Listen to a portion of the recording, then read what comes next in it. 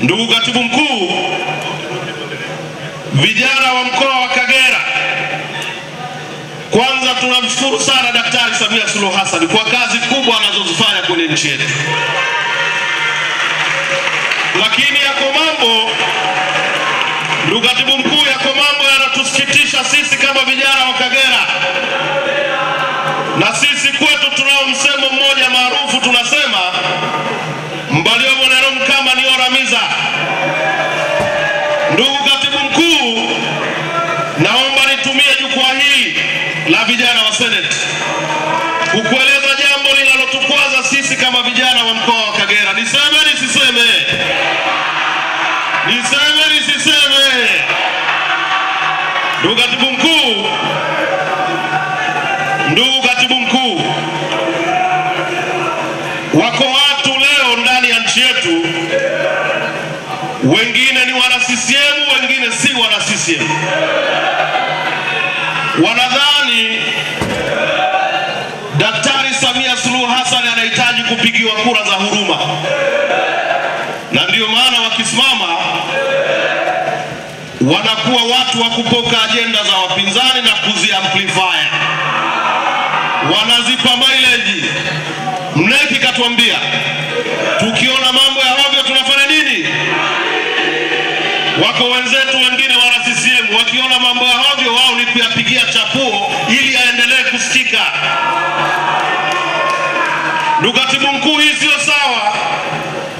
Daktari Samia Suluhu Hassan atapata kura kwa sababu ya kazi nzuri na kubwa aliyoifanya kwa Tanzania.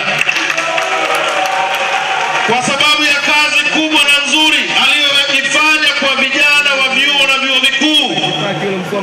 Hawa vijana wa vyuo vikuu wanajua leo namna wanavyopata fedha za kujikimu, wanajua namna wanavyolipiwa ada, wanajua namna mama alivyotoa scholarship, wanajua namna mama alivyoboresha miundombinu ya vyuo na shule.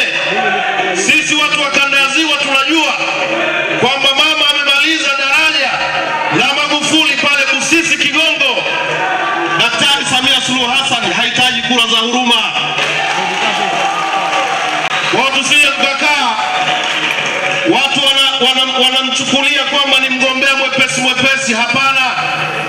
Na ndio maana hata jambo la ndugu yetu Tundu Lissu lingekuwa halipo kwenye vyombo vya dola, tungewaambia mwachieni arudi kwenye 18 zetu, kwa sababu hana cha kuambia Watanzania. Alichobaki ni kutafuta kura za huruma. Hii haikubaliki, Katibu Mkuu.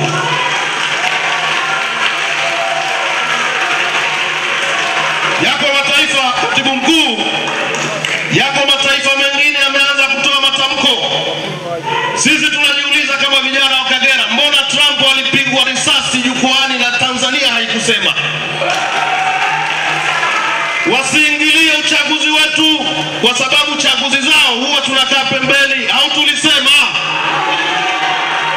Mheshimiwa Katibu Mkuu, kwa sababu ya muda, mimi nilipewa nafasi ya kusalimia. Tudelete tuna delete, hakuna cha no reform no election. Tumeshafanya nini? Baada ya kuyasema hayo, ndugu Katibu Mkuu, nakushukuru sana kwa nafasi. Mungu wa mbinguni akubariki sana.